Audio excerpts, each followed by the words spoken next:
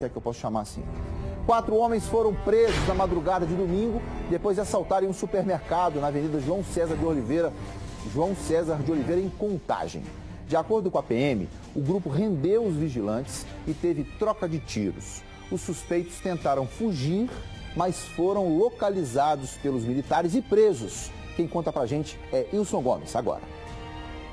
O bando foi trazido aqui para esta delegacia de Contagem. 6 homens e 2 mulheres, especialistas em grandes assaltos.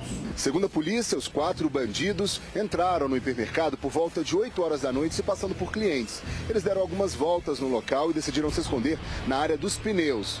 Foi aí que eles esperaram as atividades do local se encerrarem e por volta de 11 horas da noite, um deles, que estava armado com 38, fez refém toda a equipe de limpeza, cerca de 6 funcionários. Os assaltantes estavam interessados na sala de monitoramento, onde estavam guardadas as chaves daqueles quiosques que vendem equipamentos eletroeletrônicos como celulares, tablets e notebooks. Só que nesse momento, um vigia percebeu toda a movimentação e decidiu ligar para a PM. Os militares chegaram logo em seguida e conseguiram abordar os criminosos quando tentavam fugir do local. No momento da ação, um dos assaltantes, que tentavam fugir por estas grades que ficam ao lado do Hospital Municipal de Contagem, sacou a arma para os PMs e foi atingido na perna por um disparo feito pelos militares. Foi que subiu uma Rotan camuflada que eles falam, e já tinha um aqui no estacionamento. Quando o helicóptero viu, já tinha mais 2 policiais lá atrás trazendo eles. O suspeito ferido foi socorrido e levado para este hospital e ficou sob escolta policial. O restante da quadrilha foi detido pelos policiais aqui neste hotel, que fica a aproximadamente 5 quilômetros do hipermercado. 2 homens e 2 mulheres estavam hospedados aqui. Quando os militares chegaram, eles haviam saído para fazer um lanchinho. Quando retornaram, foram surpreendidos pelos policiais. Foram apreendidos um revólver calibre 38, 2 armas de brinquedo e 6 celulares, além de 2 carros utilizados nos crimes. Segundo a PM, a maioria dos envolvidos tem passagens pela polícia.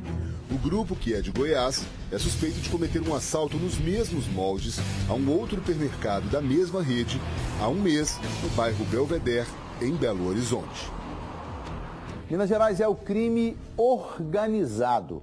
É o crime que tem planejamento. São os criminosos que sabem o que estão fazendo, sabem o que tem que fazer, sabem aonde está ou aonde estão as fragilidades da força de segurança do nosso país, do nosso estado, sabem as fragilidades da lei, né? Conhecem a fundo, são muitas vezes assessorados por bons advogados que podem instruí-los, e a gente tem visto aí com o crime do colarinho branco, né, com esses grandes magnatas aí, instruídos como agir diante da polícia, como praticar até muitas vezes o crime. Quem pode me ajudar muito nesse assunto aí é meu amigo Rafael Martins. Boa tarde, Rafa.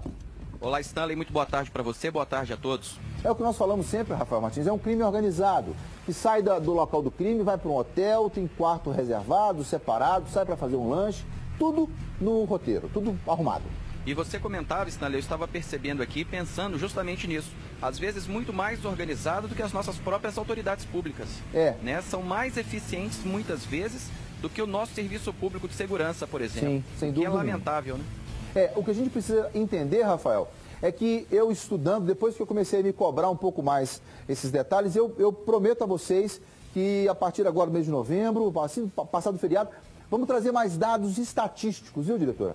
Para informar com mais propriedade.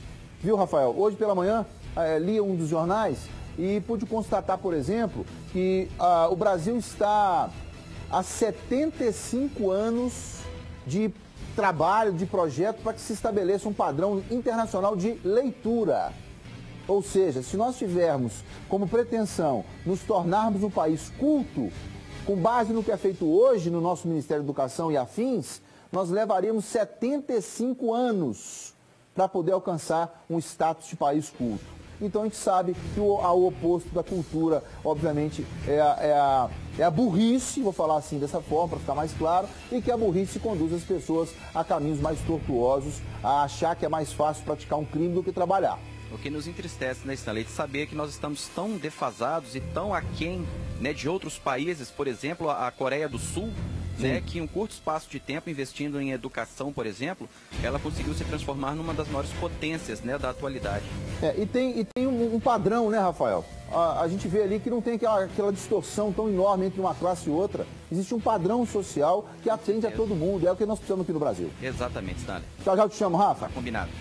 Uma jovem de 24 anos, meus amigos. Ela foi